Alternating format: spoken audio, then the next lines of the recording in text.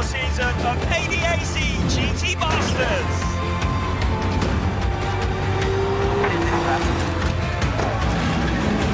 Brilliant driving. It's phenomenal stuff.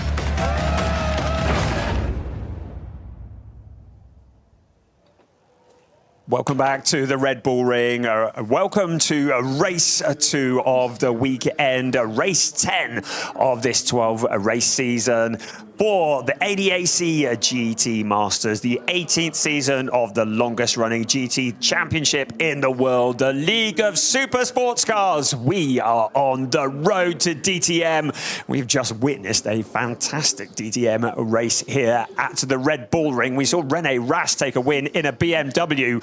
Will that be a good omen for Max Osten, who will be starting 3rd on the grid? He had a tough day yesterday, eventually finishing in 9th place. It was a day that very much was favouring the Mercedes. It was a Mercedes 1, 2, 3. The top step of the podium going to Finn Wiebelhaus and Janis Fitcher. Their first ever win as a driver pairing in the GT Masters, and the first ever win in GT Masters period for Finn Wiebelhaus. In 2nd place, a great drive from David Schumacher and Samuel Vega as they came through the pack to take the 2nd step of the podium. And championship leaders Elias Seppänen and Tom Callender scoring more points with a 3rd place. It meant that they were able to stretch their legs at the top of the championship, and they were able to do it further today, because in qualifying this morning, it was Elias Seppänen at the wheel of the Landgraf Motorsport Mercedes AMG who put that car on pole position. We are on the penultimate round of this 2024 championship, a championship that is very much alive and kicking. 9 drivers across 5 different teams are still very much in contention. But Elias Seppänen and Tom Callender with a 20-point lead over Leon Köhler and Max Osten must be starting to think about the championship. Elias Seppänen looking to become the first driver ever to successfully defend a GT Masters title. Max Osten will be casting his mind back to last year, where he took a win. In that instance, it was alongside Bruno Spengler. The BMW was very strong then. He really struggled for pace yesterday, but we've had a number of changes overnight to the balance of performance. I'm going to introduce to you the man alongside me, the voice of DTM, Chris Hartley. Good afternoon, Chris. You've been looking at the balance of performance as well, haven't you? That's right, yes. SRO, who look after the balance of performance, which equalises these cars, which have different sized engines, different types of engines, V6 or V10, some naturally aspirated, some turbocharged, ranging between around about 550 brake horsepower all the way up to around about 640 brake horsepower. So to equalise things, you can add to the weight of the cars or take weight away from the cars predominantly, but you can change things like the air restriction to restrict the airflow into the cars and take power away. For the turbos, you can reduce or increase the boost on the cars. The change overnight, though, has come as they reviewed it and seen where everybody was at yesterday.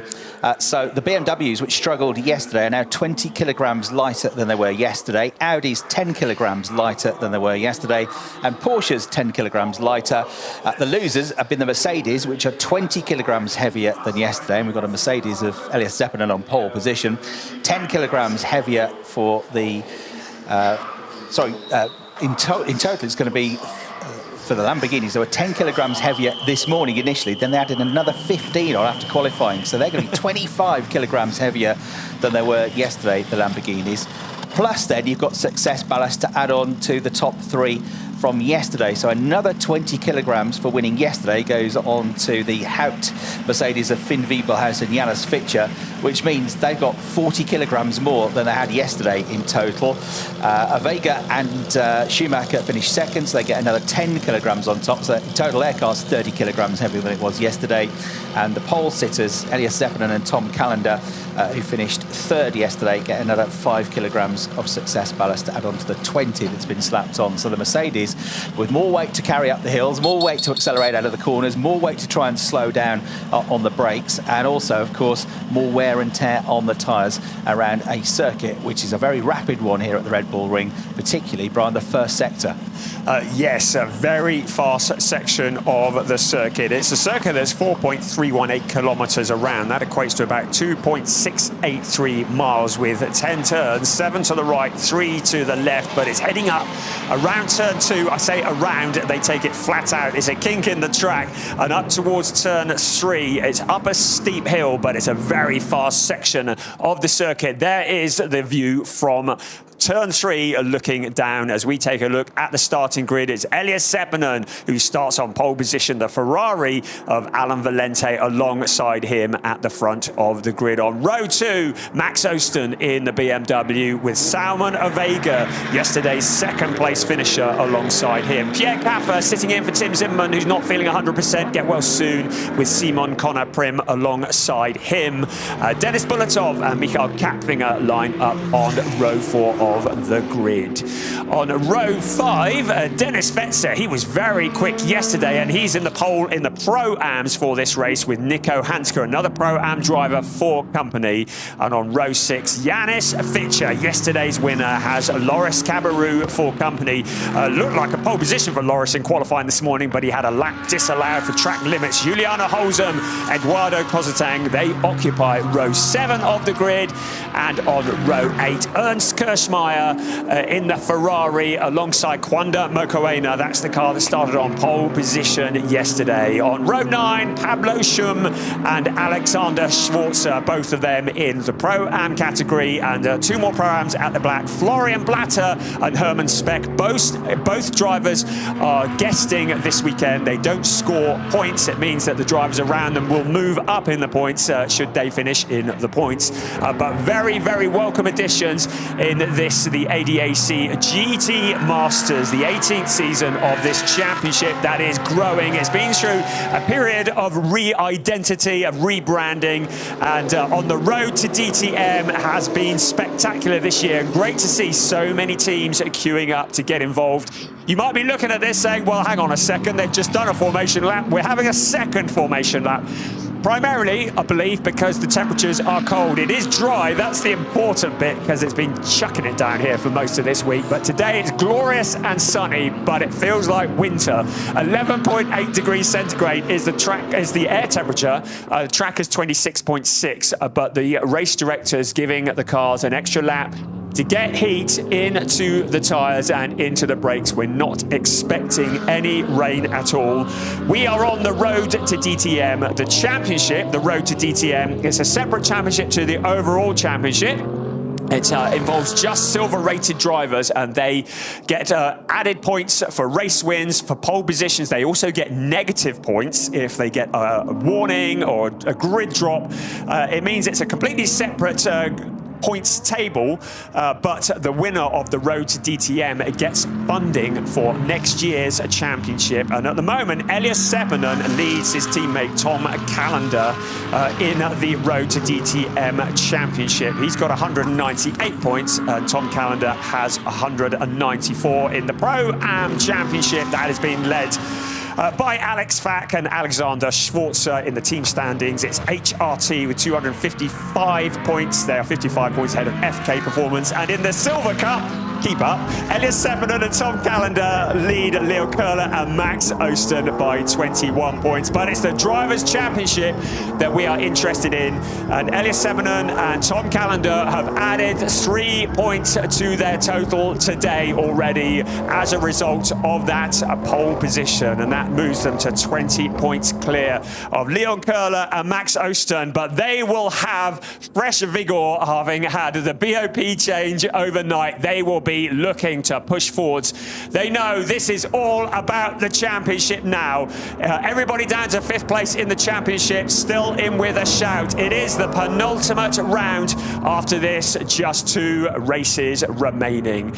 The heat in the tyres now, heat into the brakes. Around turn 10 we come. Elias Seppänen just with his nose in front. Now Alan Valente will pull alongside in the Emil Frey Racing Ferrari. Out onto the pit straight they will come. We keep our eyes on those 5 red lights. They are on at the moment, and we are waiting for them to go off, and we are go for race 10 of the season. A great start from Elias Sepinen up towards turn 1. The car's fanning out behind.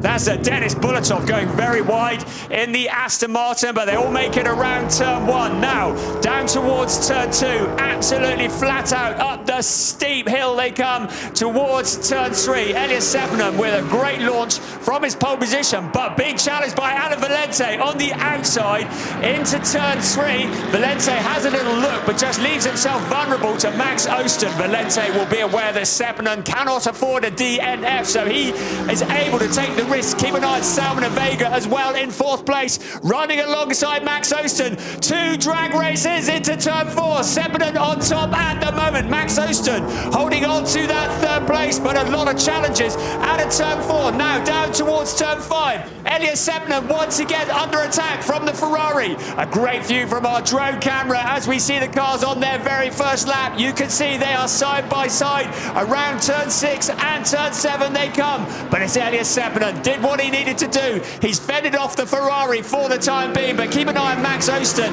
He is a man on a mission. In 3rd place, he knows he needs to get in front of the Mercedes.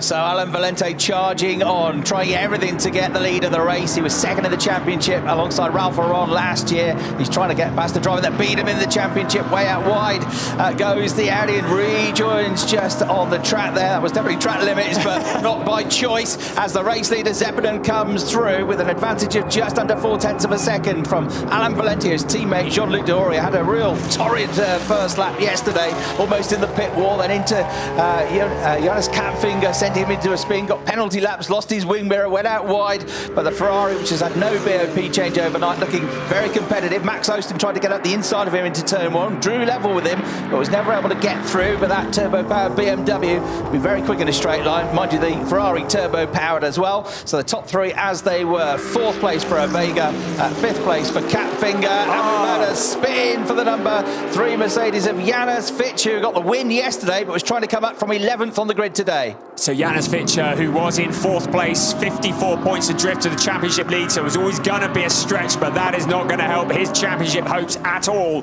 The car rotating and rejoining at the back. Elias Sepinen looks to have this under control at the moment as the rumble of these cars comes through. There is Kwanda Mokoena on the inside of the number 19 car of Loris. Right, let's have another look here, and it was contact from Eduardo Cosseteng that saw the number 3 car turned around. So the race stewards will probably want to take a little look at that. It was into turn 3, up the steep hill, just on the exit of turn 3. And I have to say, Janis Fitcher did well to not be collected by any of the other cars. He spins it around as quickly as possible. That's another angle there. Be quite happy if we stopped looking at that now, wouldn't he? And Eduardo Cosseteng will no doubt be under investigation. Yes, he is. Confirmation flashing up on our screens. Here is our race leader, Elias Sepinen, very much under pressure from Alan Valente, but keep an eye on Max Osten along turn 2. They come up the hill once again to turn 3. The heavy braking before the right-hander. Valente just showing his nose on the inside, but he knows if he makes a challenge and he can't make it hold, Max Osten will be in the gap and will steal that position away. The BMW in that 3rd place. They're breaking clear from Salman Vega in 2nd place. Remember, Vega has an extra 10 kilograms on board. Elias Sepinen an extra 5 kilograms on board as a result of the podium finish yesterday. Also, keep an eye on Simon Conner-Prim. This is the view from Pierre Caffer.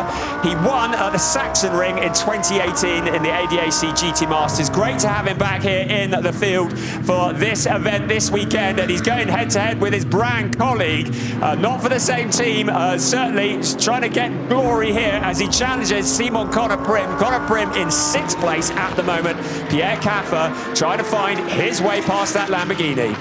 Early days, but as it stands, with the 3 points they got from qualifying and leading the race on course for 25 points, Sepinen and Callender will extend their championship lead from 18 to 29 points. We get news that Cosseteng is going to get 3 runs through the penalty box at 50 kilometres an hour. That will cost him 15 seconds as a result of that collision that we saw. So as it stands, 203 points for Sepinen and Callender, Osten and Kohler on 174, 29 behind. And as it stands, Schumacher and Vega 138 points. There'll be 65 behind, but there's only 56 left on the cards.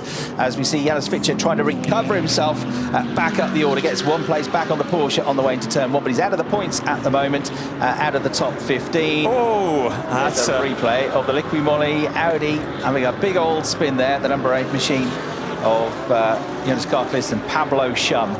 Yeah, Pablo 19th now at the wheel of that. The team that's run by Luca Engsler and his father Franz Engsler, and he's been exploring the outer limits of Spielberg already on that corner, and that rotation will have done him any favours at all, taking rather conveniently the marker bollards out as he goes, but he's managed to be avoided by anybody else. But I should think there'll be some nice big flat spots on those tyres on that Audi, and it'll have vibrations for the next 51.5 minutes. Still, Elias Sepinen leads the way from Alan Valente. It was 0.4 of a second last time across the line. There is the championship leader in the Pro-Am category, not having a great day. Alexander Schwarzer, they finished off the podium, he and his co-driver Alex Fact, for the first time this season in the Pro-Am race. They've got an awful lot of competition, and now rushing to join in the background. That is Florian Blatter, the bronze-rated driver. He's teamed up with Max Hofer as a guest entry for this event this weekend. It looks like the Porsche had a moment at turn 6. Yes, it did, on the way into the corner, just understeered, ran wide through the gravel trap, kept, crucially, the momentum going on the Porsche. There was a little strip of escape road on the exit on the furthest part of the gravel trap. He never quite got that far, but he was way into the gravel trap. Just looked like he missed the braking point and understeered before he really got to the corner. So as a result of that, Schwarzer drops down to 19th place out of the 20 runners. Meanwhile, the last lap of the race, the fastest lap of the race, to Alan Valente in the Ferrari, 1 minute 30.153. That gets him a 1/10 of a second closer to the race leader Zeppelin. The race finished now. That's what the points would look like. There would be a 29-point deficit between Canada, Sepinen, Köhler and Osten, and Ovega and Schumacher would be out of the equation, because after today there are just 56 points remaining on the table for the last 2 races at the Hockenheim Ring at the end of October. So Sepinen doing exactly what he needs to do at the front of the pack. Alan Valente challenging. He's just going for the glory. He's not in the championship hunt, but the man behind him most certainly is. And Max Osten will be pushing forwards as hard as he can. To remind you, in a GT Masters, there is a pit window that will open 25 minutes into the race. That pit window will remain open for 10 minutes. During that window, every car will need to come in for a mandatory stop and a driver change. Tyre changes are not permitted. Limited number of crew allowed to work on the car. And just to make life interesting, there's a minimum pit stop time. There's a car into the pits. That's an unscheduled one, though. So that is Loris Cabarrou, who's looking so quick this morning. It's not a drive-through penalty, not that I've seen. So it looks like he's got problems, along with Taylor Hagler. Had a mixed day yesterday, but came home in 8th place. But into the pits, looks like it might be the end of the day for the number 19 GRT Grasser Racing Lamborghini. The minimum pit stop times for the drivers, well, if they are in the overall drivers race, minimum pit stop time from pit entry to pit exit is 85 seconds. Not a lot going on there at the moment, is there? The Pro-Am drivers have a pit stop with a minimum pit stop time that is 15 seconds less. So the Pro-Am drivers will be very much in the equation when the pit window closes. You know who the Pro-Ams are by the green numbers on your graphic. So at the moment, the leading Pro-Am driver is Dennis Fetzer. Second in the Pro-Ams is Nico Handke in the number 35 car. But no doubting about who's leading at the moment. Elias Sepinen, it was 0.4 of a second last time across the line with Alan Valente, Max Osten. That's your 1, 2, 3. Simon Ovega in 4th. Yeah, Dennis Fetzer in the number 79 HRT Mercedes. 9th place is at the moment currently running about 7 seconds, 7.5 seconds adrift of the race leader. So we'll get into the pit window now, be able to easily get out into the overall lead of the race. Taking over that car will be the team boss, Hubert Haupt. And had a great day yesterday with a 1-2 finish, and Hubert Haupt and Dennis Fetzer won the Pro-Am category as well. Plus they managed to get a pole position and a podium finish as a team in the DTM as well, with Arjun Maini. He's had a brilliant Saturday here at Spielberg, and Hubert Haupt, a very handy racing driver himself, the team owner. We're looking forward to getting into that number 79 Mercedes. The gap from first to second grew a little bit on the previous lap because the new fastest lap of the race went to Elias Seppinen, the race leader, the reigning champion, 129.772 seconds. It was about a tenth quicker than Alain Valente, so the gap just under half a second, and 0.9 of a second behind Valente now is Max Osten, the leading BMW in the race, running third, but at the moment dropping points in the championship fight. Last time we saw Dennis Fetzer on the ADAC rounds, he was in the ADAC GT for Germany, and he was very good indeed. He was finished 7th in the 2020 championship. He's also the 2021 championship, as we look at a replay of Giuliano Holzem, who's get the right one of those, making a move past Dennis Fetzer, the aforementioned Dennis Fetzer. But he's taken to GT3 racing very well. This weekend, he has looked incredibly dialed in as Pablo Schum has another go at the bollards, this time on the exit of turn 10. Those bollards are there to indicate track limits. Well, everybody should have it consigned to memory by now anyway. Up towards turn 3, once again, Elias Seppinen, now the fastest man on the track, 129.772. So he's holding off Alain Valente. Max Osten just dropping back a little, so not quite as fast. The last time around, he was about 0.2 of a second slower than the race leader. And then behind him is Salman Vega still. But the 1, 2, 3, 4 just breaking clear a little. But having said that, Michael Kapfinger still very much in the equation. It's been a bit of a recovery from Janis Fitcher, who had that spin earlier on, yesterday's race winner in the light grey number 3 Mercedes. So he dropped to 19th place. He's just got himself back up over the last few laps to 13th place now. So he's back in the points. 4th in the championship of Finn Wieberhaus and Janis Fitcher. So with a point from qualifying, they're on 4 points today. Still 4th in the championship and still outside of that 56-point magic number, which keep them in the mathematical hunt for the championships. They'll be 75 points behind. So he's got to keep on pushing up.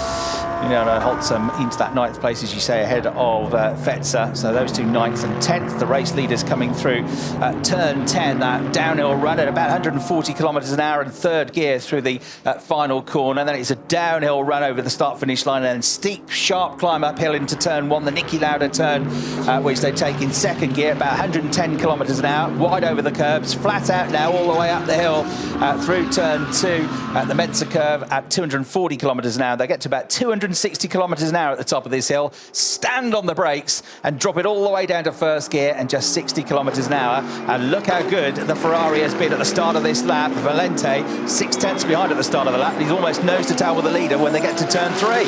So as we look down from that turn 3 and out towards turn 4, are we going to see a challenge for the lead? They've broken clear now of Max Osten, so Valente has more of an opportunity to launch an attack without the risk of getting railroaded. And meanwhile, the very sad sight of Loris Cabarrou, well, his car anyway, being pushed back into the garage, and Taylor Hagler can take her race suit off and have a cup of tea because she's not going to get a drive this afternoon, sadly. Hopefully, they will both be back at the Hockenheim ring in a few weeks' time for the season finale.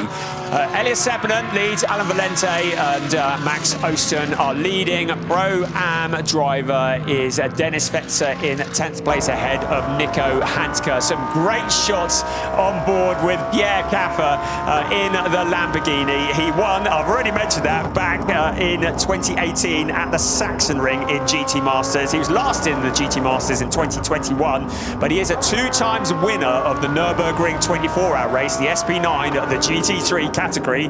Did it in 2019, he did it in 2009. Well, if that pattern remains, he'll do it in 2029 as well, won't he? But at the moment, his focus is on GT Masters. He's jumped into that seat at the last minute, and great to have him here. So Alain Valente was quicker through sector 1, set the absolute best sector 2 time and took several tenths out of Seppinen, but then threw it all away through the final sector, that run through turns 7, 8, 9 and 10. He lost 0.4 of a second there, so pretty much everything he gained, he then lost out a bit more, and he's down to 0.7 of a second behind now. So maybe the Ferrari just pushing on a bit too much. Max Osten can still see them but can't quite get in touch with them in the 3rd place, number 54 FK Performance BMW. Vega in turn in the number 2 Mercedes. 4th place is about 1.5 seconds behind him. Then the bright yellow number 91 Porsche of Michael got cap finger ahead of Simon Connor Prim, and that gap's about 1.8 seconds as well. So fairly calm in terms of the top 6 at the moment after that. It's a good start to the lap last time around for Valente.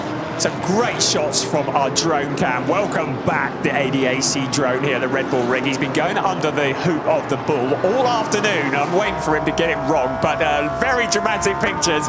And this is the view. If you ever wondered what it looks like to be a racing driver, Pierre Caffer, as he heads towards turn 9. That's a real downhill section of the track, and it wasn't until we staggered around it on Friday night you realise how steep the drop is as they head in towards turn 10. Then a big climb up to turn 1 as well. Elias Seppänen has this very much under control, 0.7 of a second ahead of Alan Valente. Fastest man on the track is the black and white Audi that's just flashed through your picture there, with Juliana Holzem at the wheel. Right, Pierre Caffer, Simon Connor Prim taking a very wide line into turn 1, and the stewards will be having an eye on track limits. In everything that's been racing here this weekend, we have seen penalties for track limit infringements. That sausage curb is there for a reason. Well, the rest of the cars are following, but track limits always an issue here at the Red Bull Ring.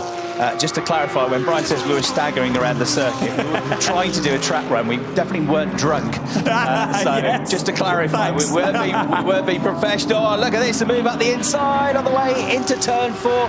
Beautifully done that by Holzem. That's ahead of Bolotov's Aston Martin and into 8th place now. That was the perfect move because he got the run down in the inside, but he didn't overdo it on the brakes, did he? Didn't run wide, didn't scrub off the speed, and just sliced through. So nicely done that by Holzem. The Holzem twins have been doing a great job here in the GT Masters and have been improving as every event has unfolded. Sandro, his twin brother, and Giuliano, they are one of 2 sets of identical twins in GT Masters. This is the first season we've ever had 2 sets of identical twins. Useless information. Pierre Caffer down the hill towards turn 10. There's no markers now, so they've got an excuse. I don't think so. Out onto the pit straight once again. The cars identical. Will he get any kind of slipstream in towards turn 1? Simon Connor Prim proving to be very useful behind the wheel of a GT3 car. The front of that queue at the moment. Has there ever been a championship with 2 sets of identical twins? I'm not sure that would have been, not just ADAC GT Masters. There'll be somebody with a large anorak out there that knows the answer to that. Send us an email. So Elias Seppänen keeping the gap to Valente's Ferrari to around about 0.7 of a second. They were 0.004 of a second between their lap times last time around, with Seppänen being a couple of inches quicker, effectively 0.004 quicker. Max Osten, he's about 0.2 slower than at the moment, so the BMW nearly 2 seconds back now at the number 54 car. Then it's a Vega, Capfinger, Prim, Caffer, Holzem in the Audi up to 8th after that move at turn 4 last time around. Bolotov, and then Fetzer 9th and 10th. We're creeping towards the pit window now, and the lap times seem to be pretty good. The best lap times for everybody have long since gone. The car's getting lighter of fuel, but of course the tyre wear, especially with those with more BOP weight on the cars, starting to take its toll, but they've not lost too much time. So the leader last time around, about 0.3 of a second a lap slower than he was at his very hottest pace a few laps ago. Valente continues to set a scorching pace, the quickest of anybody in Sector 2. Interestingly, all 3 sectors have a different driver who is quickest in them. Max Osten quickest in Sector 1, Valente in Sector 2, and Juliana Holzem in Sector 3. Just shows how well the balance of performance works. With 3 and 3/4 minutes just over remaining before the pit window opens, the teams will be doing their calculations in the garage, and it might be that if a car is stuck in traffic, they'll want to bring them in early in the pit window to potentially get them out on some open track. But of course the team wants to maximise the driver that is perceived to be the quickest as well. That's our race leader looking back at 2nd place, Alan Valente, the Emil Frey Racing Ferrari. Great to have them on the grid of the ADAC GT Masters this year. Elias Seppänen, he's got his eyes set on DTM for next year. He's leading the championship. Duck, everybody. Past the ball we go once again towards turn 6 in the glorious Austrian sunshine here. We're loving what we're seeing. Elias Sepänen's probably not loving the sight of that Ferrari in his rear view mirrors. So they race in the trees towards turn 9. The braking into the right-hander. They'll come and then down the hill once again. In terms of the Pro-Ams, Dennis Fetzer, number 79, the Mercedes, 10th overall, leads the Pro-Ams from Nico Handke. There's 2 seconds between them. Fetzer is 10.7 seconds behind the overall race leader, with 15 seconds less in the pit stops. If they get a pit stop even close to right, then when Hubert Happ takes over the wheel of that car, that's going to come out in the lead. And then the number 35 Aston Martin, currently driven by Nico Handke, that should come out in second place with Chandler Hull, the American, to take over the wheel, because that's within 15 seconds as well, only just, but 13.3 seconds behind the leader. So, as you say, the Pro-Ams with a chance to come through. Pablo Schum with a chance to try and retaliate on the Porsche there of Alex Schwarzer, which has got past him now and into 16th place overall as he tries to recover from his run through the gravel trap at turn 6 a few laps ago. So Schwarzer up into 16th place now. The other one on the recovery charge is Janis Fitcher. He's been inching closer towards the blue Mercedes of Quando Macuena, the HRT car.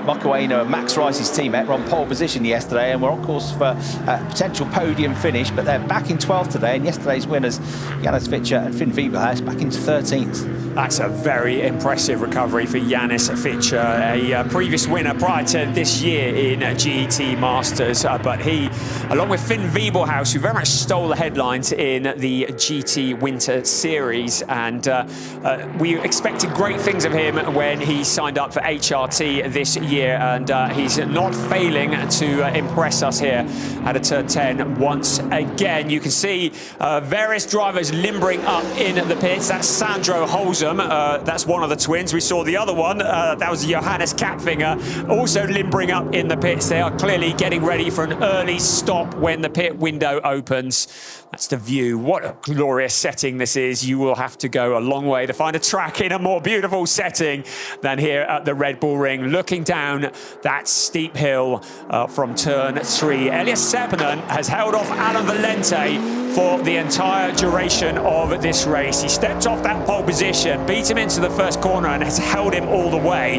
But what will happen when Tom Callender, who is a very rapid driver but a lot less experienced than Elias Seppänen, will jump behind the wheel of that car, and Jean-Luc D'Auria will replace his fellow Swiss driver of Alan Valente in the Ferrari, and that will change the dynamic of this race. Yes, it is quite cold to everybody working hard to get up to temperature, not just the tyres. You can see we are 12, 11, 10 seconds away from the pit window opening. This is where the Pro-Am drivers are all going to start rubbing their hands together, because this is where they will gain the biggest advantage. Our race leader out towards turn 9 once again. I would expect Seppänen to stay out late in the window. He's a very quick driver, he's more experienced, and he's got an open track in front of him, so why would he want to pit?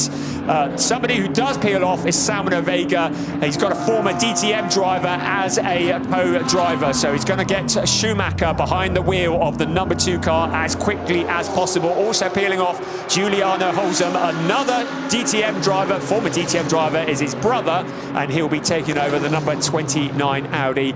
No massive hurry.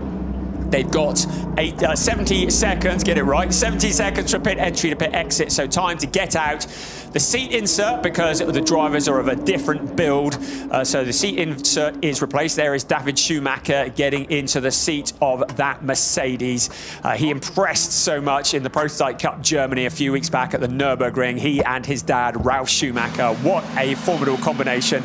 Hey, Ralf, fancy coming and joining us full-time in the ADAC? We'd love to have you back. Right, here we come. Lots of cars coming in now. So there is Ernst Kirschmeier handing over to Fabrizio Crestani in the Ferrari.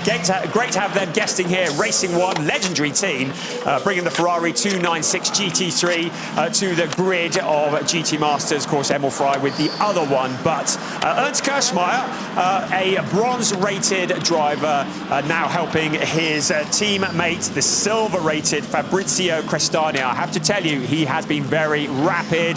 Also in Alexander Schwarzer, handing over to Alex Facker, former winner in Porsche Mobil 1 Super Cup. Salman Vega has handed over to David Schumacher. His stop is done. To the pit exit they go, and he rejoins the track. Yeah, it cost you more than a lap time with the pit stop here, the minimum pit stop time. So the leader's just going out of turn 1 as coming out right with the leaders. In fact, just in front of them is David Schumacher here. So he's a lap down, but he's made his pit stop. He's on cold tyres. Remember, cold Pirellis. Takes a lap to get the tyres up to temperature with no tyre warmers. So Zeppelin will have way more grip, way more sticky tyres as he puts a lap then on Schumacher.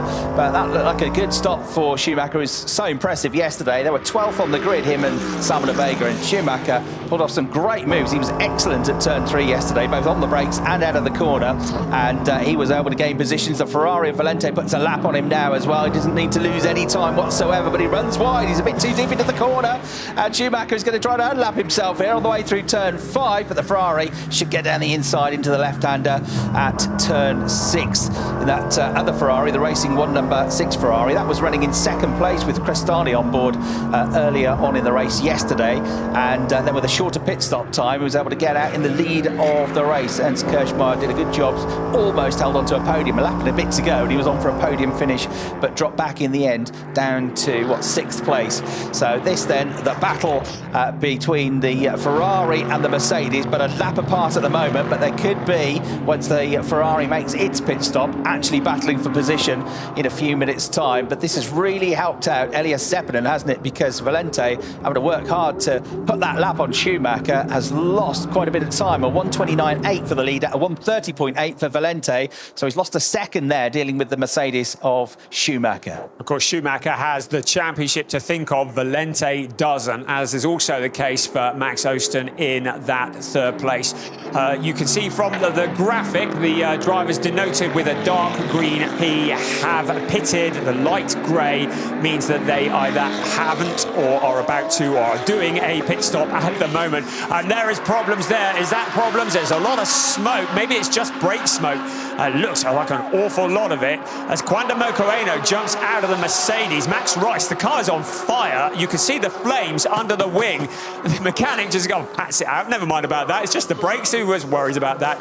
We'll get the car back underway. But yeah, we can see flames there, and this is not looking good for the number 5 car, and it's wondering whether Max Rice is going to get a go in that. So they've squirted the fire extinguisher. I can't imagine that's going to do it a lot of favours when it rejoins the track, but they shut the door, so clearly they think it's all okay. So Mocoeno handing it over to Max Rice. The mechanics have cleared, get the photographer out of the way, and then he is released. He'll want to hit the pit exit line when the clock strikes 0, but dramatic pictures. Yeah, I can't believe that the brakes are still going to work after that. Find out in a minute, won't we? Yeah, it looks like Mocoeno was struggling for most of that session, though, given how quick he was yesterday. Max Rice did an excellent job on a drying track on wet tyres at the end of qualifying 1 yesterday to get his first pole position. So young Max Rice heads out. The Capfinger Porsche has come in. Dennis Bulatov has come in the Aston Martin as well. So 2 of the top 8 drivers. Mikael will hand over to his brother Johannes Capfinger. He gets in now as well. Shouldn't be any issues in terms of changing the seat size for those two, should there, the twins? So for now, that will put Simon Conoprim in the Lamborghini, number 33 up to 4th. Pierre Caffa, number 63's Lamborghini up to 5th place. And Dennis Fetzer, the leading Pro-Am driver, number 79 in the Mercedes, will move up to 6th place. The gap continues to grow, meanwhile, between the top 2. Zeppelin, 1.4, nearly 1.5 seconds clear now of Valente, and over 5 seconds back on them, the BMW of Max Osten. It looks like he's struggling to live with the pace of the top 2, so it might be 3rd at best today for Osten and Kohler, who's going to get in, and that means, as it stands, 29 points adrift with only 56 available at Hockenheim. It'll put Zeppelin and Callender very much in the driving seat. I'll tell you what, Dennis Fetzer and co-pilot Hubert Hout are going to throw a very large moggy amongst the pigeons, because he's in 6th place at the moment, but he's only 12.7 back from the race leader. And to remind you, his pit stop is 15 seconds shorter than the cars around him. So if the gap remains as it is, Hubert Hout, who is a very useful indeed, he's obviously a very, very good team owner, but a very useful driver as well, could bring that car somewhere to a very challenging position for the silver drivers around them. Well, we'll find out in a bit. Seppänen is yet to pit. Valente is still to pit, but he's got the Porsche, the Team Use Sportwagen Technique Porsche, with Johannes Capfinger at the wheel, getting under his feet as far as he's concerned. He shuffles him out of the way, sets out apart after the leader once again. Kapfinger has come out, though, in front of the Mercedes of David Schumacher, hasn't he? And Schumacher was running fourth, or at least his car was running fourth before the pit stop. And the Porsche of Kapfinger, the Kapfinger twins, was behind. So Schumacher, while Kapfinger gets his tyres up to temperature, will want to go on the attack. So team boss Hubert Haupt getting in, a stalwart of Nürburgring 24-hour races, the boss of the HRT team. Also has had a collection of classic Formula One cars in the past. He's a real petrol head. He gets underway here, and he should, if they've not messed the pit stop up too much, be able to get out in the overall lead of the race once Zeppelin and Valente and Osten make their pit stops. But for now, he should certainly get out in front of this battle between the Porsche of Kapfinger and the Mercedes of Schumacher. You can see how Schumacher has closed that gap as the Porsche gets its tyres up to temperature. They are essentially battling over a net fourth place once all the pit stops are done. The bright yellow Porsche, lights ablaze, goes over the start-finish line with Schumacher breathing down his neck now. Zeppelin and Valente are going to have to come in for their stop this time around because they haven't got time to get round and do it before the pit window closes. Max Osten is now into the pits. He's handing over to Leon Köhler, so that's out from third place. Nico Handke still out on track, so the silver-rated drivers holding on as long as they can. The drivers that are perceived to be quicker stay until late in the window. Max Rice, I'm afraid, has just come back into the pits. I can see from the commentary box. We saw the smoke coming from the brakes. He's done a couple of laps and he's straight back in, and there's a lot more smoke coming from the front of that car now. So more bad luck from Max Rice. There he is, getting out of the car ASAP, and that just about sums up some of the luck that Max and Mokoeno have had this year. Yes, such talented drivers, and you just they need to catch a break. And Max Rice, we know how good he is, and we know how good Quando Mokoeno is, and they'll be so frustrated about that. The team that do so much have an enormous fan club that arrive literally by the coach load. Check out the MR28 app, download it. You can get all the results and the news on Max Rice, although he'll probably not want to be sharing too much news from this weekend, certainly not from today, because that is a bad way for his day to finish. Right, Leon Köhler at the seat of the FK Performance at BMW. FK Performance have got cars here, two of them in GT Masters. They've also got a load of cars in the GT4 this weekend, so they brought a big transporter. So to rejoin the track, Leon Köhler, out he comes. Now, where is he in relation to the race leaders? Well, he's certainly well behind Hubert Haupt. And now in comes the race leader, Elias Seppänen. Tom Callander there opens the door. I should think his heart is racing as he takes over from Elias Seppänen, who's done all the hard work. Now Callander climbs into the driving seat, of course, second place in as well. Alain Valente handing over to Jean-Luc D'Auria, the driver who started on pole position at Spa-Francorchamps last time out, only to get turned around by the car that is currently behind him in the pits on the opening lap of the race. So they're going to come out on the track very much together. Everybody who needed to pit has pitted now as the pit window closes. So no great rush as we see Nico Handke handing it over to Chandler Hull. Great to have Chandler Hull here from the USA. Celebrated his 30th birthday on Thursday, so happy birthday to him. Also happy birthday to Gerhard Tweresa. It's his birthday today, 36 years old. He's in 18th place at the moment. Gerhard in the rather unusual Porsche, having taken over from Hermann Speck. Right, Hubert Haupt, the leading pit stopper, just going over the start-finish line. Second best pit stopper at the moment, Leon Köhler in the BMW, number 54. Then it's Johannes Kapfinger in the yellow Porsche, followed by the white Mercedes of David Schumacher. But the erstwhile race leaders are going to come out in the pack now. So Zeppelin well clear of the Ferrari of Valente, and the pair of them now have been split, haven't they, as they come back out. And we've still got the leading pit stopper as number 79 up at the top of the hill, just going through your shot there. The Mercedes Fantasy behind Zeppelin, but he's ahead of Valente. But Zeppelin's got his tyres cold, so he's going to be reeled in. And then you've got the number 54 BMW of Leon Köhler, who's a DTM driver here at the Red Bull Ring as a guest driver a couple of years ago. He's there in the BMW challenging on as well. So they're making their way down the hill into turn 6, but being caught, Tom Callander having taken over from Elias Seppänen. He's on cold tyres. He's got the number 79 of Hubert Haupt coming after him, and he's bringing with him Alain Valente, but he's also on cold tyres. Then fourth of the pit stoppers is the 54 BMW of Leon Kohler, and then the 35 Aston Martin of Chandler Hull in fifth place has just gone out on cold tyres as well.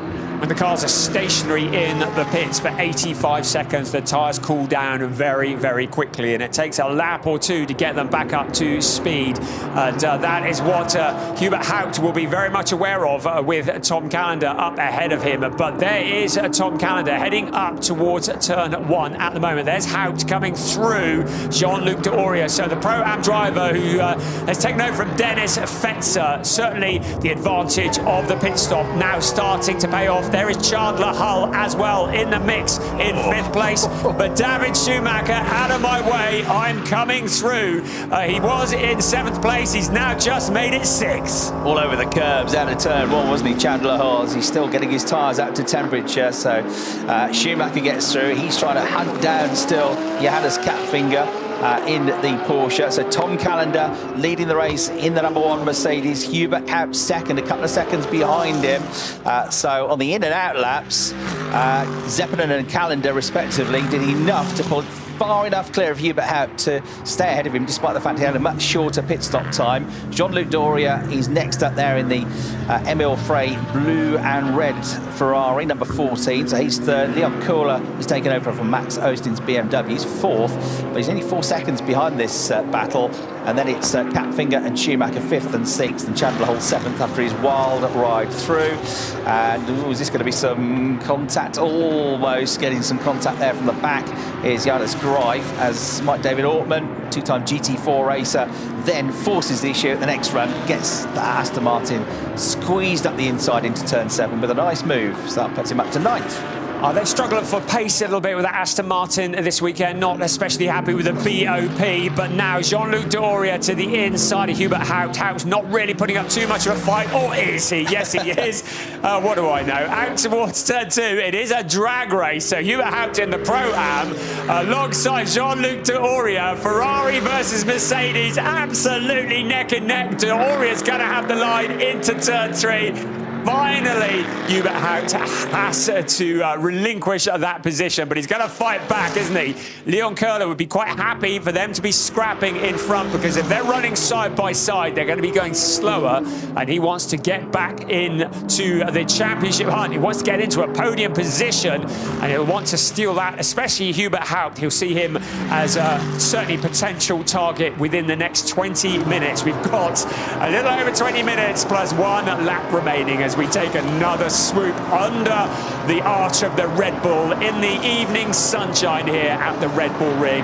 We are enjoying race 10 of a 12-race season. The championship is getting towards its conclusion. It's Tom Callender leading this race. It's Hubert Haupt who is our leading Pro-Am driver. So Zeppelin and Callender lead the race, still on course for the 25-point maximum. Hubert Haupt second, but that car, the number 79 car, not legible for championship points as a guest starting car. So actually Leon Kohler, who's in fourth place, will get the points for third still. So the gap stays the same, 29 points between the top two in the championship. Schumacher and Avega are down to sixth place. They were fourth, weren't they, before the pit stop window? They're down to sixth, but they'll get the points for fifth because of that Mercedes of Hubert Haupt ahead of them. But they'll be 67 points adrift, and they'll be out of contention. And then Wiebelhaus and Fitcher are up to 12th place overall. The grey Mercedes, yesterday's winners, but I've got one guest starter ahead of them, so they'll be in the points for 11th. But they'll also be out of course, 73 points adrift. Well, I think David Schumacher is planning on ruining your calculations, because he's now caught up with Johannes Kapfinger and is about to make a pass on him. Those two Lamborghinis appear to have been joined together all afternoon as well. Jonas Greif and Benjamin Heites, who's taken over from Pierre Caffer.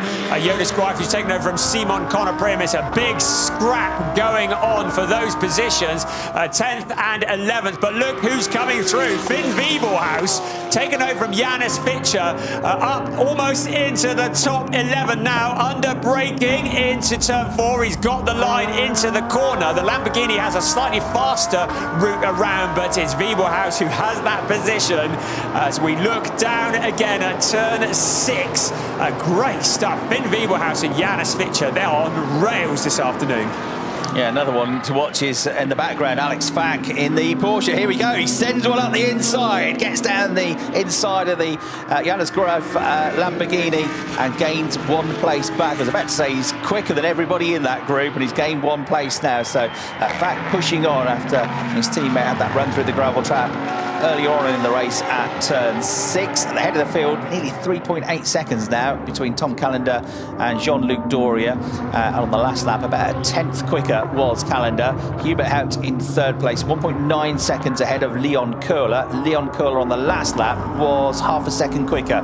So that gap is coming down, but it's going to take a few more laps before the BMW catches the Mercedes. And looking at the podium for the Pro-Ams, Hubert Haupt, Chandler Hull 2nd in the Pro-Ams, and Crestani, Fabrizio Crestani in that 3rd. On board with David Schumacher, he's got his foot in the door at last. He dives down the inside on the way to turn 4, and he swoops past Johannes Kapfinger. So Schumacher back up now into 5th place, but he's got to go like the clappers now, catch up everybody in front of him and try, if he can, to win the race, to try and stay really in championship contention, at least mathematically, going to Hockenheim. But that was a nice move from Schumacher, carrying on the sort of form that he showed here yesterday. 17 minutes remaining of this race, plus 1 lap, still all to play for. The championship is going to go all the way to Hockenheim as we look again at that move. David Schumacher to the inside of Kapfinger and just taking it with relative ease. I think Kapfinger not putting up too much of a fight and allowing the Mercedes through. He shuts the door in his face and continues. So David Schumacher up to that 5th place. He is some 2.9 seconds back from Leon Köhler. So a lot of work to do to reel in that BMW. Köhler will be pushing as hard as he can to catch up with Hubert Haupt. He's currently 1.476 behind him and would like to get up into a podium position. There's Tom Callender, our race leader, once again, 3.75 seconds to the good Jean-Luc Doria. Great shot out the angle. You can just see how hard he's having to work, see how hard he's having to concentrate. That's Finn Wiebelhaus, I think. It's good that I can recognise him by the eyes, isn't it? Or maybe that's not so good. There is a view of the front of Tom Callender's wing, and he just focusing. He's inherited the car. Elias Seppänen did all the hard work. He put it on pole, brought it in a lead position, and Tom Callender has the responsibility now of bringing that car home and scoring the points for both of them. Finn Wiebelhaus, who's taken over from Janis Fitcher, will be doing exactly the same as he comes through the pack. He's in 11th place. Leon Köhler, as you say, is catching Hubert Haupt for 3rd place. He's been about half a second a lap quicker for the last 2 or 3 laps. However, if he catches and passes Hubert Haupt, it's not going to give him any more championship points. They'll get him on the podium, but it's the points he really needs because Hubert's not scoring points anyway. Jean-Luc Doria is the one he really could do with catching. The Ferrari in 2nd place to take 20 points rather than the 16 for 3rd. However, he's not as quick as Jean-Luc Doria, so at the moment it's looking like 3rd at best for Leon Köhler and Max Osten, which, as we said, will keep them 29 points adrift, with a big task ahead if that's the case at Hockenheim in 3 weeks' time. So we're into the final quarter of the race, and all the pit stops have been done. It's now about bringing it home. That is David Schumacher. I got that one right as we look at him steering the Mercedes. So David Schumacher in that 5th place, closing in on Leon Köhler, 2.677 back. So a big job to do if he wants to get up into 4th place before this race finishes. Leon Köhler has caught up with Hubert Haupt. So this is for 3rd place. Hubert Haupt, the leading Pro-Am driver, to remind you, but Leon Köhler, this is for a podium position for he and Max Osten. But more importantly to them, it's for valuable points in the championship as well. They'll try and move forwards. Jean-Luc Doria well ahead. So Leon Köhler challenging Hubert Haupt. Of course, Haupt not scoring points as a guest driver, but still Leon Köhler will want to get past him and onto that podium position. 13 minutes, just under 14 minutes remaining. This is the 3rd place car, 2nd place into turn, 4th place into turn 9 and into turn 10, challenging for that position. Out of turn 10 they come, tucked up behind the Mercedes now, along past the pits, in towards turn 1, pulling alongside. You can see just the difference in the drag race. He has a little look to the side, make sure he's clear, and then braking into the right-hand turn 1. Out towards turn 2 now, bumping across the curbs. No problems there. So down into 4th place for Hubert Haupt. As we already said, the points remain the same because Haupt is a guest driver, but Leon Köhler now into a podium position. Schumacher also catching up in the background in the white number 2 Mercedes. So Schumacher about 4/10 quicker than the Hubert Haupt Leon Köhler battle. Köhler up to 3rd, scoring no more points. Schumacher is the next one to watch, but it's going to take him 3 or 4 more laps, I think, to close the gap, and that'll only give him around about 7 or 8 minutes to try and catch up to Leon Köhler and get a podium finish out of this. But in likelihood, looking like he's still going to finish outside of that 56-point window and drop out of mathematical contention for the championship. Tom Callender leads, doing a good job. A 130.1 last time around. A 130.0 for Jean-Luc Doria.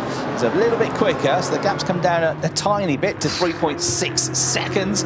Leon Köhler throwing everything at it. More dust being thrown up in the background. That was cat finger, I think. Yeah, make their way out through turn 7 and absolutely on it, nailing it now as they go downhill into this 140 kilometres an hour turn at turn 10, the right-hander. So the leader goes through. Gap's come down a bit more, like 3.638 seconds between Callender and Doria. And then 3rd, 4th, 5th and 6th all in your picture now. Flashing the headlights is David Schumacher. Excuse me, he says to Hubert Haupt, would you mind awfully moving out of the way? Because I could do, not just with passing you, team boss, but I could do with catching the car ahead of you and get some more points. I bet he uses shorter words than that. In the background, Johannes Kapfinger is giving it everything, throwing caution to the wind. He keeps seeing dust rising up into the air. But yeah, don't take out the team boss. And Hubert Haupt knows exactly what the score is here. So Schumacher sailing through into that 4th place without too much of a trauma, I think. And Hubert Haupt will slot in behind in the Mercedes. But it is a 3.6 second lead at the front. Really important to still be looking after the tyres and the brakes, because you only need to have a safety car at this point, and the gaps to all close up. You need to have something you can defend and attack with. They're on board with David Schumacher, now up into that 4th place. Behind him, Johannes Kapfinger, who will be closing in on Hubert Haupt. You can see the yellow and blue Porsche just hustling it around the corners. Our race leader, once again, Tom Callender, he looks absolutely steely-eyed and focused, doesn't he? As he looks into the mirror along the pit straight and down towards turn 1, or should I say up towards turn 1. The gap, 3.387. So Doria just pegging it back slightly, but with 10.5 minutes remaining and not enough to do anything to challenge. But I say a safety car at this point in the race could change everything.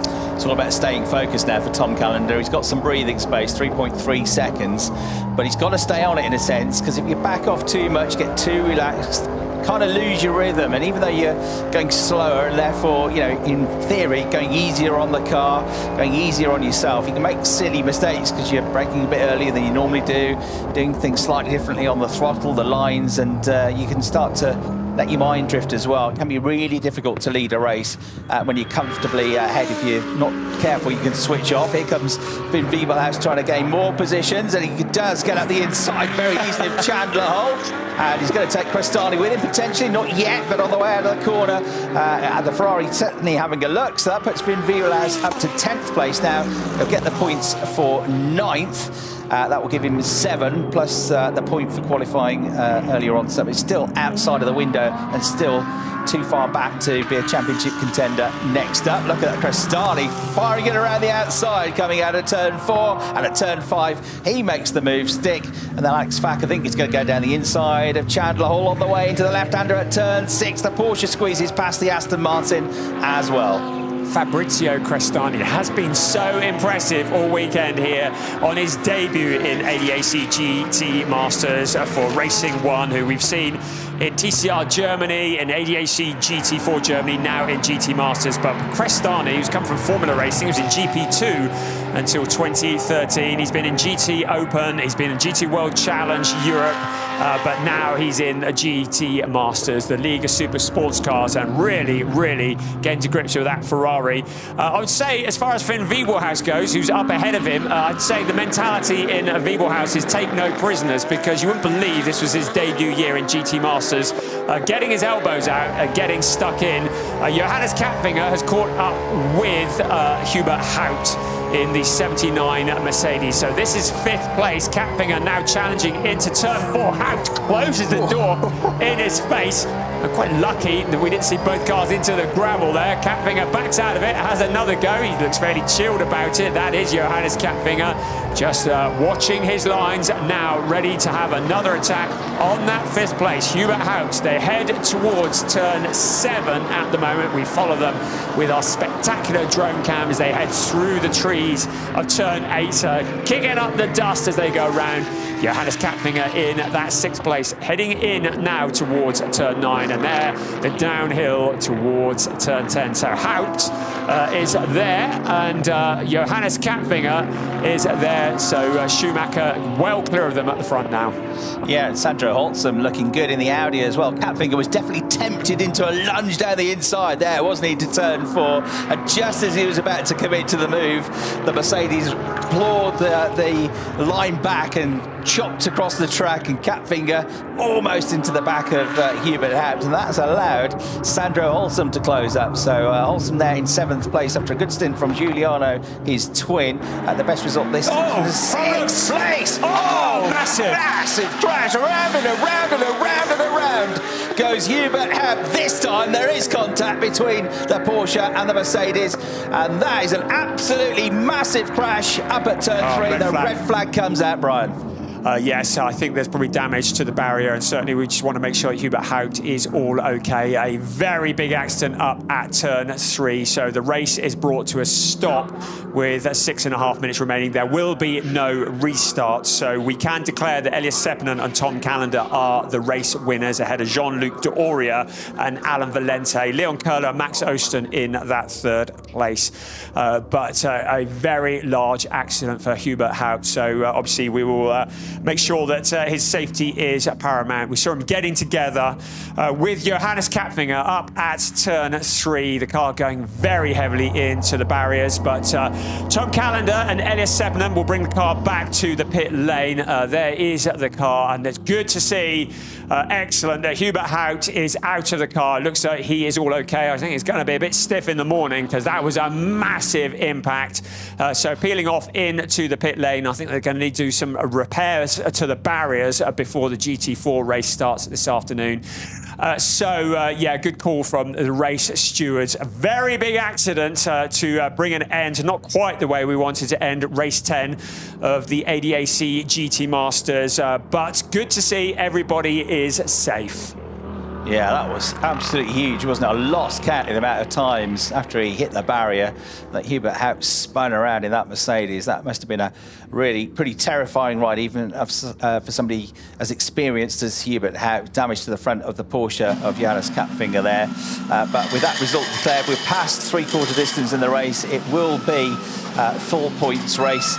No doubt about it, that incident will be investigated, I'm sure it will, by the stewards after the race. Calendar's done it. Yeah. Can't get out. He's part 2. Try the other side, quick, before Leon Köhler turns up. We need to figure this out, don't we? Because this happens a lot every time. In GT Masters racing. They're not so close to each other, the top 3. You can never get out. Well, maybe we can take the podium and the trophies down to him and he can just do it in the car or select reverse gear. You can try to get out of the passenger side now. This is completely undignified, but nobody's looking, Tom. Don't worry. Nobody's seeing. No, he throws his hands in the air. How am I meant to get out, he says. Brilliant. I had this problem when I go to the multi-storey car park in town. When you go shopping, you can't get out of the door because they park so close to you.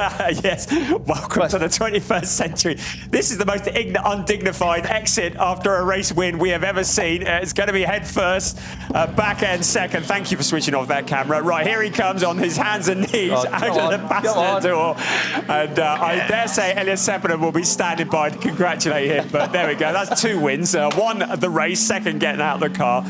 Yes, absolutely. 4 wins. So it's the 4th win of the season for Elias Seppänen and Tom Callender. That really does allow them to put one hand on the trophy. We'll edit that out. It's live. Oh, no, he's just got out of the car. Oh, there's Tom Callender, the race winner. There's Elias Seppänen, his teammate. 7 podiums out of 10 as well, Brian. Such a consistent season for them.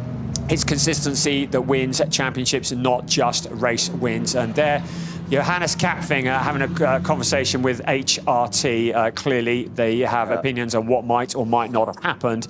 I think we probably need to leave that for the stewards to decide, but Johannes Kapfinger will wait and hear what the stewards say about that. I wouldn't like to say whose fault it might or might not have been, but clearly HRT. Well, we're going to have a look here now to see what happened. He moved to the inside, to the outside. He went up the back of him, didn't he? And he may say that Hubert Haupt had lifted off, 4, 5 bits of bodywork and debris flying up into the air. That was a very big accident. This is the view from Hubert Haupt. Well, the brake lights came on quite early for turn 3. That's what Johannes will say. We're going to see what it looks like while he's looking at it. It was a big thump for him as well, as the Mercedes goes spearing off into the barrier. Just congratulations on Mercedes for building such a safe car, because to impact at that sort of speed, the marshals as well falling in the background. Hopefully they're all okay as well, but a lot of damage, and I should think that Mercedes is going to take a little bit of working on as well. So, I mean, Haupt was quite early on the brakes, but I don't think that is necessarily an excuse. Kapfinger was trying to sort of dummy, wasn't he? Yeah. To the outside and then cut back to the inside and then just hit the back of that Mercedes. Yeah, those marshals on the marshal post just behind that barrier got a rude awakening. Hopefully they are okay. I think that is the case. Yeah. But look, the right side wheels completely ripped off Hubert Haupt's Mercedes.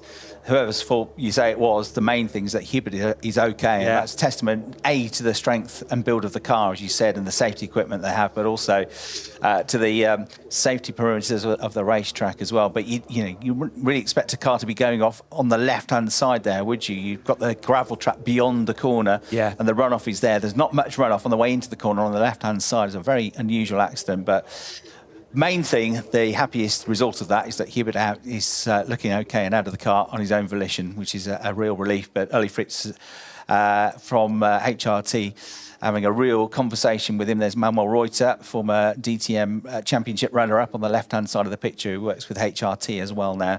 So some conversations to be had, but for Tom Callender and Elias Seppänen, another race win and a 29-point lead in the championship, with only Max Osten and Leon Kohler that can stop them now.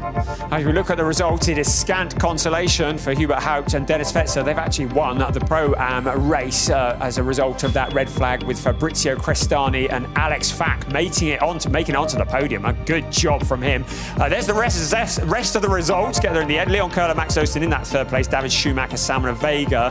The Kapfingers were in 6th place. The Holzums, the twins together, 6th and 7th. Mike David Ortman, Dennis Bulatov rounding off what has been a challenging weekend for them in the Vulcan Horse Motorsport. Aston Martin in 8th place. Benjamin Heites and Pierre Caffer in 9th. Good recovery from Finn Wiebelhaus and Janis Fischer to get up to 10th place after that early spin. The very rapid Ferrari with Fabrizio Crestani and Ernst Kirschmeier in 11th, ahead of Alex Fack and Alexander Schwarzer. They had Chandler Hole and Nico Handke in 13, Jonas Greif, Simon Conoprim in 14th, and they were ahead of Eduardo Cosseteng and Pedro Ibrahim. Then Max Hofer, didn't see much of him this weekend in the 77 car, along with Florian Blatter.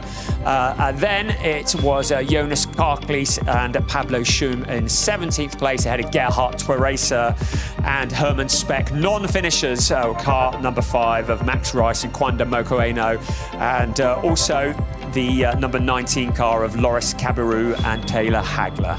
There is the 3rd place car, the FK Performance BMW, with Leon Kohler, Max Osten at the wheel. Valuable points, but the championship just starting to slip away a little bit, but it ain't over till it's over. You can see that anything happens in GT Masters. There's your 2nd place car for Emil Frey Racing, the number 14, Jean-Luc D'Auria, Alan Valenti, the Swiss duo, getting a well-deserved podium, their 2nd podium of the season, but a 4th win of the season for Tom Callender and Elias Seppänen. They took that pole position, they converted it into a win, and the Landgraf Motorsport Mercedes AMG now on the brink of a championship in ADAC GT Masters. It's been a bit of a weird couple of weeks, hasn't it, for Jean-Luc Doria and Alain Valente. They got their first podium of the season, a second-place finish in race 1 at Spa. They're on pole position for race 2, and then had contact at turn 1 and dropped out of the race, retired. They had all sorts of dramas yesterday, penalties. They were at the back of the grid for the race and had a really frustrating day yesterday. And then they've gone back onto another high at the end of the weekend with a second-place finish in as many weekends. So well done to Jean-Luc Doria and also to his teammate Alain Valente, who was a Mercedes driver last year with Ralph Aron and finished second in the championship, the former Swiss karting champion, with a good drive today at the first stint, and Jean-Luc Doria following that up nicely. Leon Kohler third. That was the best they could do today, so much stronger performance today with that change of BOP overnight for the BMWs. David Schumacher will be a bit frustrated that that race was stopped because he was going to try and catch up to Leon Kohler, but that was always going to be difficult because there wasn't much between them in terms of lap times, so he had to settle for fourth. But even a third place wouldn't have been enough to keep Schumacher and Ovega in the title race. Yes, that was the ending that nobody anticipated. There is, I believe that's Johannes Kapfinger, and he looks pretty gutted himself about what occurred, and there will be lots of analysis at the end of that. If you've enjoyed the racing here, check out the GT4 race coming next. They are utterly spectacular around here. The ADAC on the road to DTM. They are channeling drivers from karting right the way through the ranks. The ADAC field a team in the French F4 Championship, but then into ADAC GT4, the winner of the GT4 Championship getting funding for GT Masters. The winner of this GT Masters, the road to DTM Championship, which is being led by Elias Seppänen, might I add, getting funding for DTM next year. And it's a really good pyramid structure. We've had something of a kind of redesign of the way things operate in the ADAC since they took over the DTM at the beginning of last year, and it's very exciting what they've got planned. Exciting to see the amount of enthusiasm. Elias Seppänen and Tom Candler will be excited about their fourth win of the season.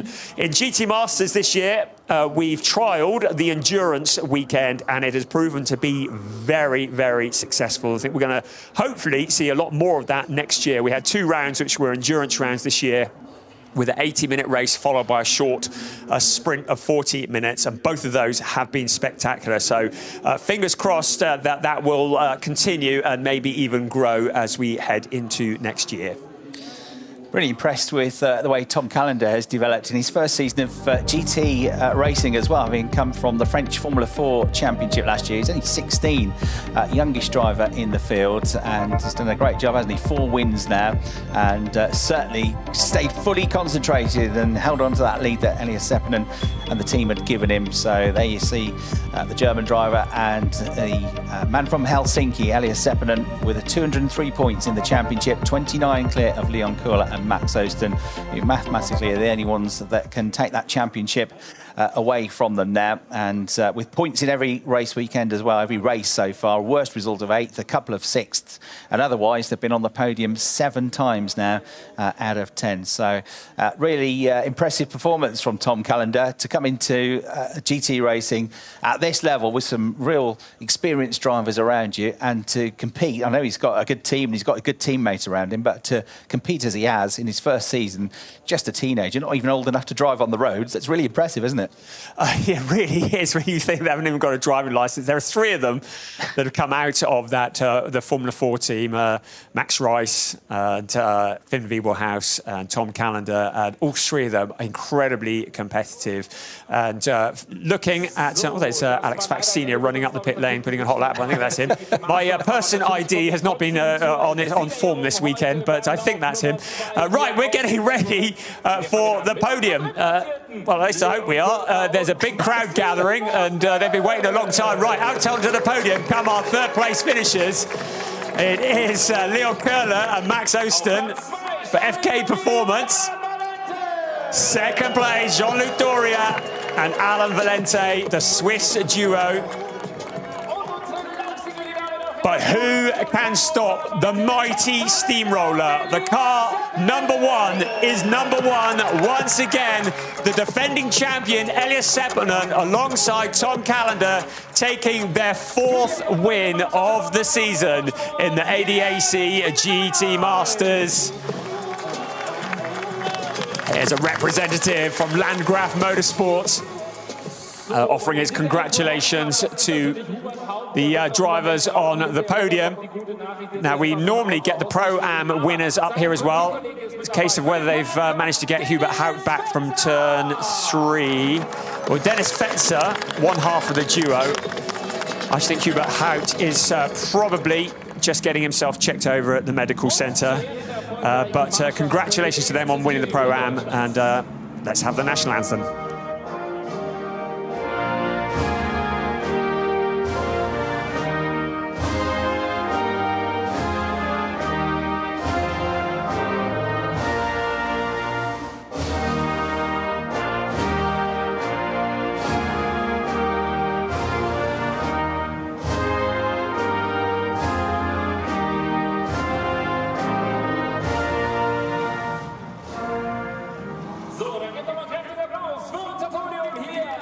So once again, the German national anthem sounds out.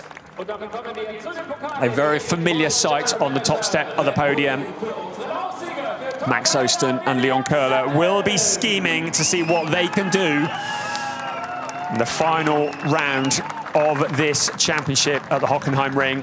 The Golden Bulls are awarded to Seppänen and Callender.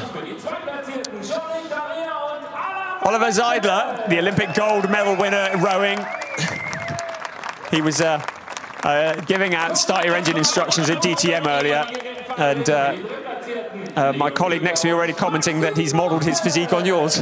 Yeah, we go to the same gym. And he's just as tall as Max Osten, but about twice as wide with all his muscles, isn't he? Nobody's as tall as Max Osten. Oh, that's true. It's a big old unit, yeah. But great to have a gold medalist, 3-time world champion here, presenting the trophies. Well done to Landgraf as well.